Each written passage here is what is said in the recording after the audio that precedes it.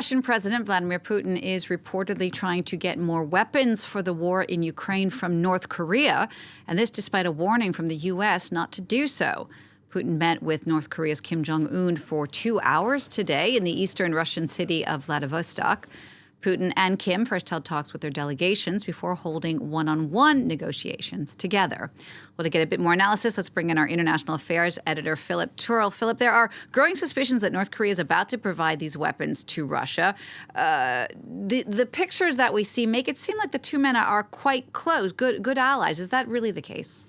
Well, let's put it this way, shall we? I think there's as much symbolism in all of this as there is going to be exchanges for weapons on the side of Russia and food and support on the side of North Korea. But if you look back over recent decades, it's not been one big love story between the two countries, and even the former Russian President Dmitry Medvedev signed a decree back in 2010 stepping up sanctions against North Korea to try to curtail its bid to obtain nuclear weapons.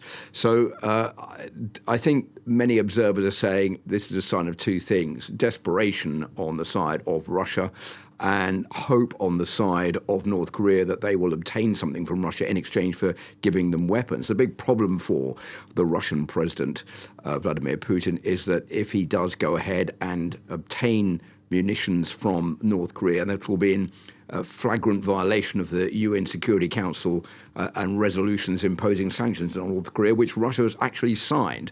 So it's not going to be easy.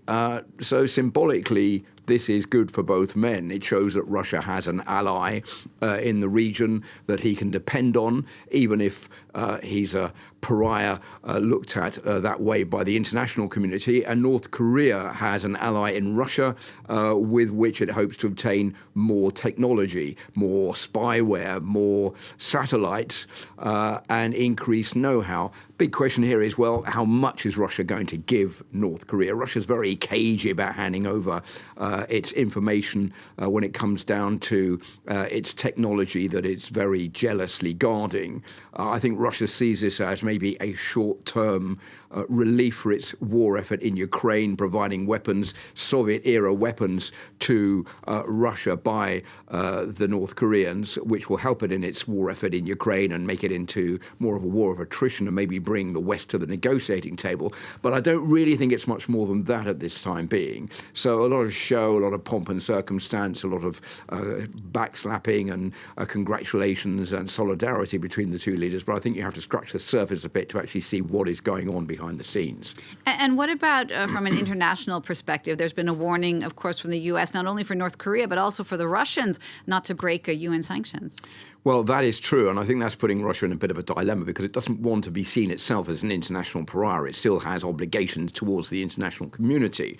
And although there is a war in Ukraine, it still needs the support, for example, would like the support of China, has friendly relationships, if you can call it that, with India, which hasn't condemned the war in Ukraine yet. But if it were to go a step further and start violating the UN Security Council and resolutions that it's signed itself, that may make a lot of countries that are turning a blind eye towards this conflict in Ukraine rather reluctant to support Russia, and that is something that Russia really doesn't want right now. So it's difficult to see what the manoeuvring tactics of the Russians will be in all of this. Either Vladimir Putin is going to say, right, well, I don't care about the UN Security Council. This is a war, and I'm fighting for the rights of the Russian people against the imperialist West, and in particular the United States. I've found as an ally in the form of the North Korean president, Kim Jong-un, who is also against the United States. We have a common front there. We're also fighting against South Korea, trying to stop it from providing weapons to Ukraine as well. So all of those different factors put together may mean that Vladimir Putin might turn a blind eye to this, but it's not going to be easy for him. And the question still remains, what is North Korea going to get out of this? It desperately needs money. It desperately needs food aid. It desperately needs food, full stop. Maybe there will be some advances on that front. But it'd be interesting to see how this all unwinds over the next few days.